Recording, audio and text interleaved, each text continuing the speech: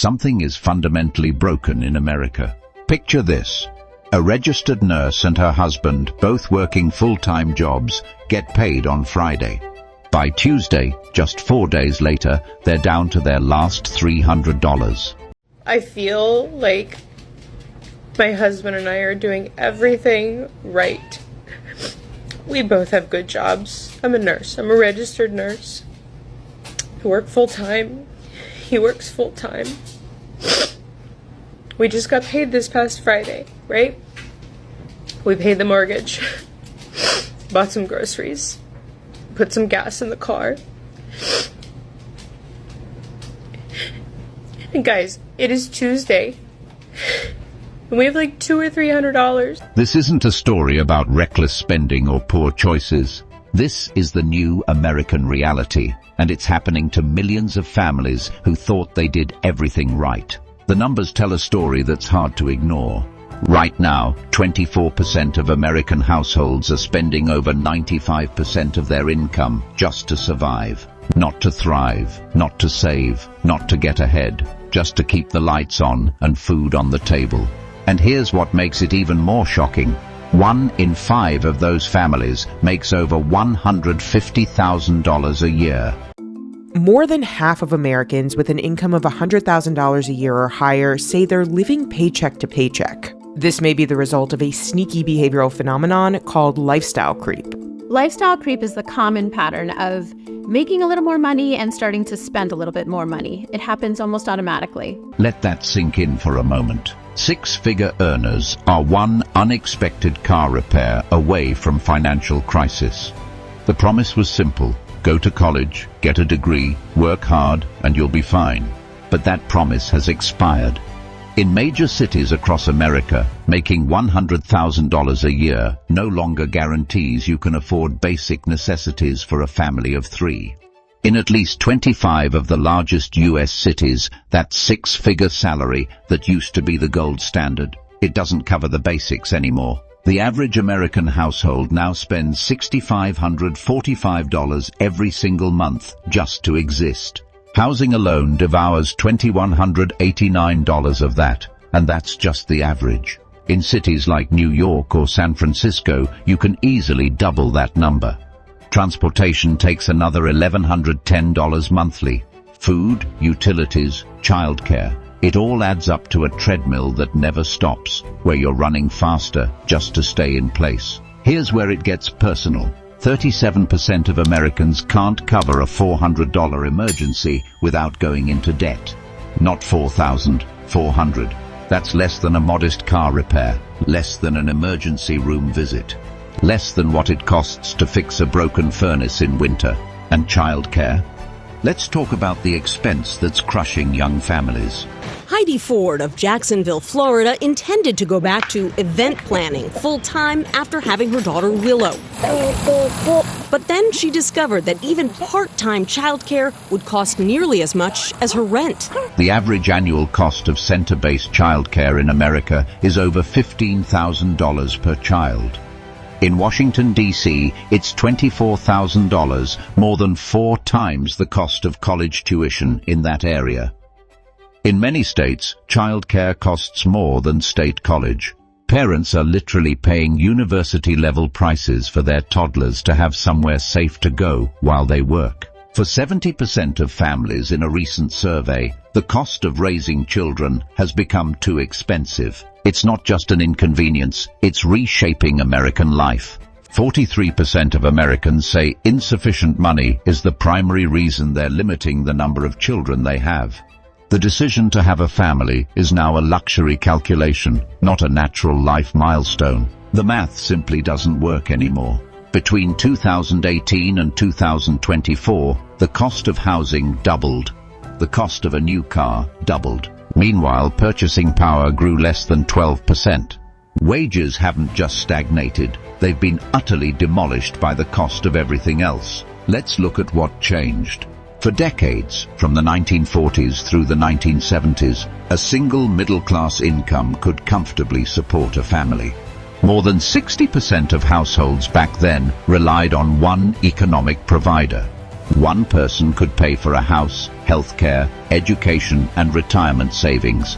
That wasn't exceptional wealth. That was normal middle-class life. Today, 66% of married couples are dual earners. Two incomes have become essential, not optional. The median household income is around $80,000. But here's the catch. That comes from two people working, not one. And even with both partners employed, families are barely holding on. The workplace itself has transformed into something unrecognizable from previous generations. Since 1980, union membership collapsed from 20% to less than 11%.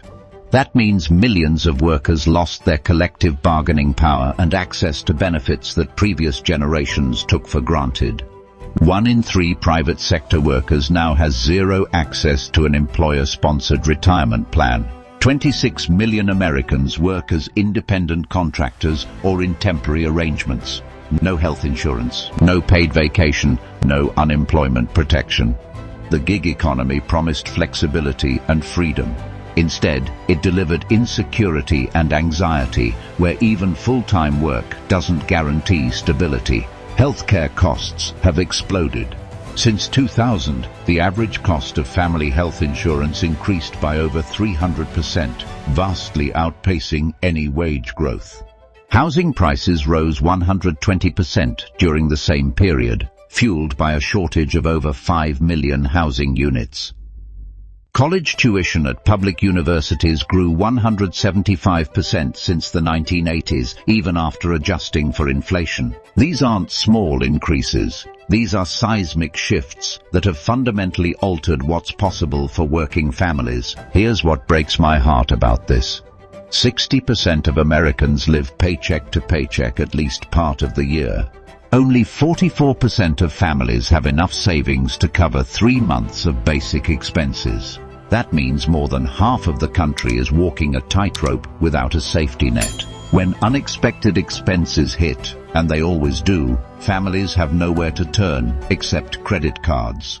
Credit card debt nationwide has reached a record of $1.28 trillion. The Federal Reserve Bank of New York says Americans' debt continues to rise. 46% of Americans who use credit cards have a balance. That average is around $1,800. Credit card debt just hit a record high of $1.28 trillion in the fourth quarter of 2025. That's trillion with a T. The average balance per household with credit card debt is over $11,000. And with interest rates hovering around 20%, families are paying massive amounts just in interest charges, money that could have gone towards savings or emergencies. 46% of credit card holders are carrying a balance month to month, and many are doing it not for luxuries, but for groceries, childcare, and utilities. Credit cards have shifted from being a convenient payment method to a desperate survival tool. For younger generations, the situation is even more brutal. Low-income millennials saw their wages inch up just 1% recently, while their cost of living skyrocketed. Gen Z and younger millennials are experiencing the highest delinquency rates on credit cards and loans. The financial divide between generations continues to grow, with younger Americans facing pressures their parents never imagined. Women face additional barriers. They earn 81 cents for every dollar men earn when working full-time.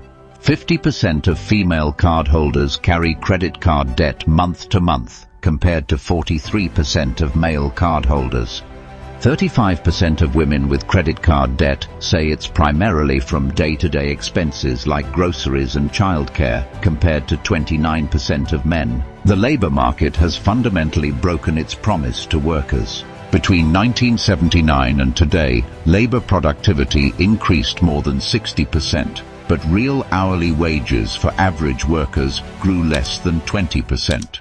Workers are producing more, generating more value, creating more wealth, but they're not seeing it in their paychecks. The gains went somewhere, just not to the people doing the work. This isn't a story about individual failures. This is a systemic problem accumulated over decades.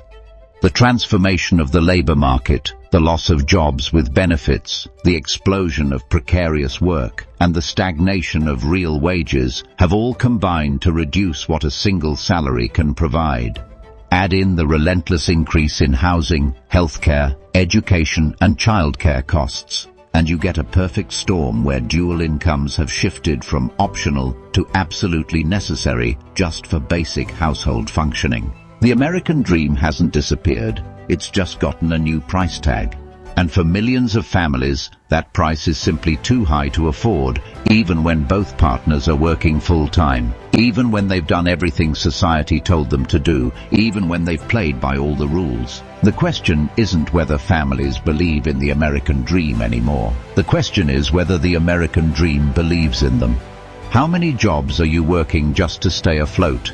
And when did that become normal? At Machine Minds, your opinion matters to us, so please feel free to like, subscribe, and share your thoughts in the comments section below.